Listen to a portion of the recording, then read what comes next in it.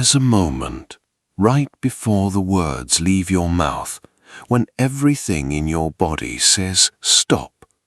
Your chest tightens, your throat closes, the sentence you rehearsed 100 times evaporates, and instead of speaking, you smile, you nod, you say, "It's fine."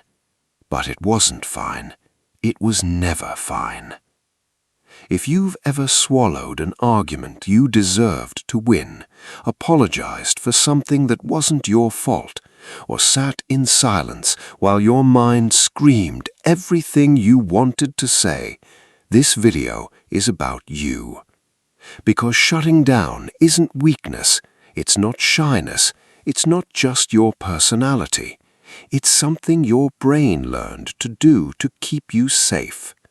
And by the end of this video, you'll understand exactly why and how to finally speak. Let's talk about what's actually happening inside someone who goes quiet instead of speaking up. Psychologists call it the fawn response, a lesser-known cousin of fight, flight, and freeze. While some people raise their voice when threatened and others run, a certain kind of person learns something different in childhood. Silence keeps you safe. Maybe it was a parent whose mood shifted without warning. Maybe it was a classroom where speaking out loud invited ridicule. Maybe it was a relationship where disagreement meant punishment. Whatever the cause, the lesson sank deep. Don't rock the boat. Don't take up space. Don't be the reason things get worse. So the nervous system adapts. It rewires itself around one goal: avoid conflict at any cost, even the cost of your own voice. Here's what most people don't realize. Shutting down isn't a choice made in the moment. It's a decision made years earlier, quietly, without anyone noticing, including the person it happened to. By the time adulthood arrives, the pattern feels less like a decision and more like an instinct. A meeting where you disagree but stay silent. A friendship where you're hurt but you laugh it off. A relationship where your needs go unspoken because voicing them feels more dangerous than swallowing them.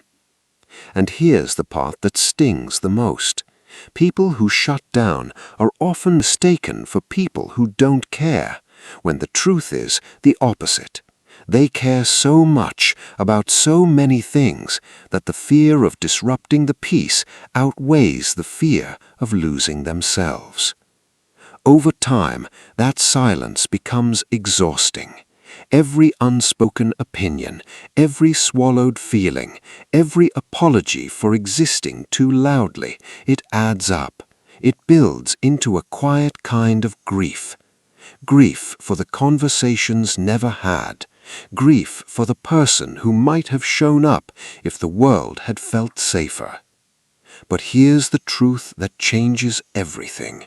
The same nervous system that learned to go silent can learn to speak again.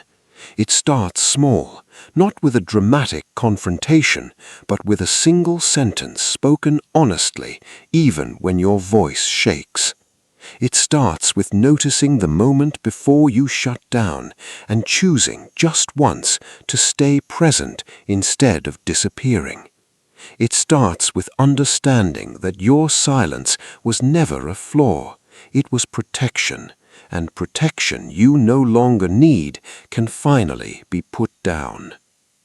If this described someone you know, or described you, the most important thing to remember is this: shutting down was never about weakness.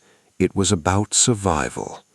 And the version of you that's ready to speak has been there all along, waiting for the moment it finally feels safe enough to be heard. Because speaking up was never about being loud, it was always about finally being honest with yourself. If this resonated with you, subscribe for more videos exploring the psychology behind why we do what we do. and tell me in the comments when was the last time you almost said something and didn't. Thank you for watching. I'll see you in the next one.